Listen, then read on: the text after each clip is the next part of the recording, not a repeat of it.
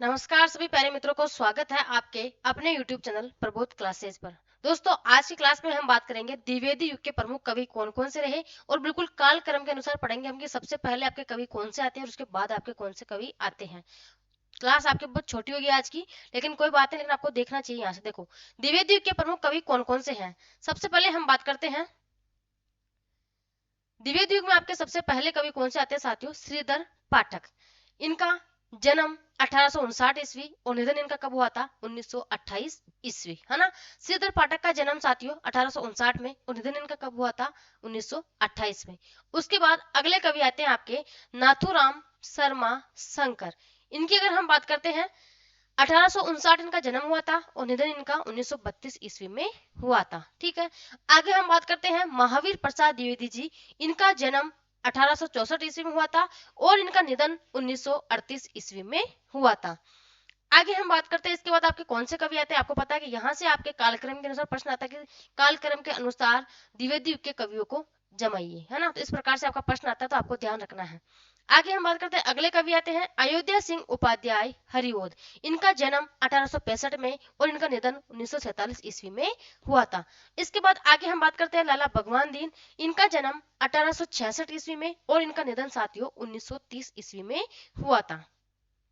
इसके बाद अगले कवि आते हैं आपके जगन्नाथ दास रत्नाकर। बाबू जगन्नाथ दास रत्नाकर की हम बात करते हैं। इनका जन्म 1866 ईस्वी में और इनका निधन 1932 ईस्वी में हुआ था।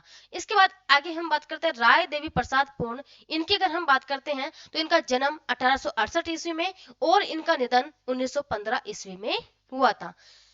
अगले कवि आते हैं आपके कौन, रामचरित उपाध्याय, है ना। इनकी अगर हम बात करते हैं तो इनका जन्म 1872 में और इनका निधन 1938 ईस्वी में हुआ था, है ना।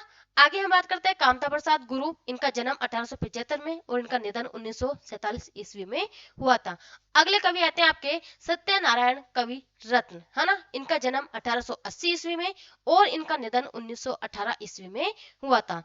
सत्यनारायण कविरत्न के बाद हम बात करते हैं गया प्रसाद शुक्ल सनेही, है ना। इनका जन्म 1883 ईस्वी और इनका निधन 1972 ईस्वी में हुआ था। इसके बाद आगे हम बात करेंगे रूप नारायण पांडे। इनकी अगर हम बात करते हैं साथियों तो अगले कवि आपके कौन रहे थे, रूप नारायण पांडे। इनका जन्म 1884 और इनका निधन, यहाँ आपको थोड़ा कटा हुआ था, इनका निधन जो साथियों आपको मैं देख के बताऊंगी 1959 होगा यहाँ पे, है ना। इसको सही कर लेना एक बार, जन्म 1884 और 1959, यहाँ आपको सही करना है, यहाँ पे 1900 कर लेना। एक मिनट में इसको मिटा के सही कर देती हूँ। निधन इनका 1959, ये आपको सही कर लेना, ठीक है।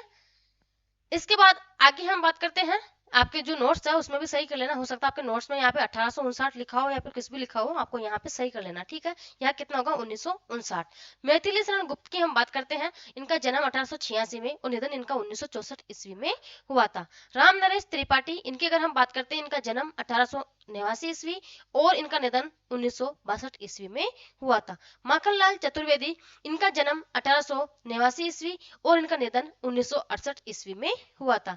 उसके बाद अगले कवि आते हैं मुकुटधर पांडे। इनका जन्म 1895 ईस्वी में हुआ था और इनका निधन 1960 ईस्वी में हुआ था। सियाराम शरण गुप्त की हम बात करते हैं साथियों तो इनका जन्म 1895 ईस्वी में हुआ था और इनका निधन 1963 ईस्वी में हुआ था। अगले कवि आते हैं बालकृष्ण शर्मा नवीन। इनकी अगर हम बात करते हैं तो इनका जन्म 1897 ईस्वी और इनका निधन 1960 ईस्वी में हुआ था। आगे आपके अगले आते हैं साथियों कौन, सुभद्रा कुमारी चौहान। इनकी अगर हम बात करें, इनका जन्म 1905 में और इनका निधन 1948 ईस्वी में हुआ था। जगन्नाथ प्रसाद मिलिंद, इनका जन्म 1907 में और निधन 1986 ईस्वी में हुआ था, है ना।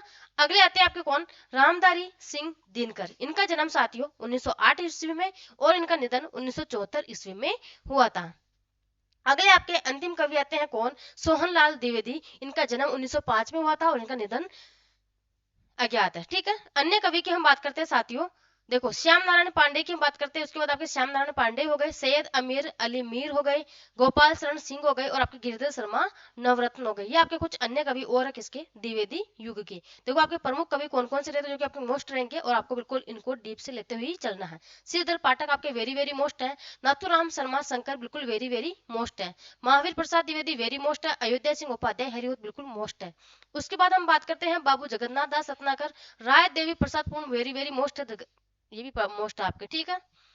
सत्यनारायण कविवर्तन बिल्कुल मोस्ट है, सनेही बिल्कुल मोस्ट है, मैथिली शरण गुप्त और रामनरेश त्रिपाठी दोनों ही वेरी वेरी मोस्ट लगा लेना इन कवियों को भी, ये भी वेरी वेरी मोस्ट है, जहां से आपके ज्यादातर चांस बनता है प्रश्न आने का। मुकुटधर पांडे मोस्ट है, Subhadra Kumari Chauhan very very most है, एक साथ ही आपको लगाना है मिलिंद भी बिल्कुल मोस्ट है, और रामधारी सिंह दिनकर। कम से कम आपको इन कवियों के बारे में तो साथियों पूरी जानकारी होनी चाहिए, जिनके इनके निबंध उपन्यास रचनाएं आत्मकथा जो भी है, इनके नाटक वगैरह सब आपको विशेषताएं इनकी तो कम से कम बिल्कुल डीप से आपको पता होना चाहिए। बाकी की जो आपके कवि है भले आपको थोड़ी कम नॉलेज हो तो भी कोई बात नहीं है ना, बाकी लेकिन ये जो कवि आपके हैं साथियों ये तो आपको बहुत ही अच्छी तरीके से डीप से पढ़ना है। तो आज की क्लास अपनी बहुत छोटी रहेगी, कल से हम बात करेंगे किसकी, सबसे पहले हम कल से पढ़ेंगे साथियों किसको, महावीर प्रसाद द्विवेदी जी को। सबसे पहले आपके जो कवि रहेंगे महावीर प्रसाद द्विवेदी, कल से हम यहाँ से शुरुआत करेंगे। तो आज की कक्षा आपके यहाँ तक ही रहेगी कि हमने प्रमुख द्विवेदी के कवियों को देखा था और उनको किसके कालक्रम के अनुसार ही देखा था, है ना। तो ठीक है, आज के लिए यही, धन्यवाद और शुभ दिन, शुभ रात्रि।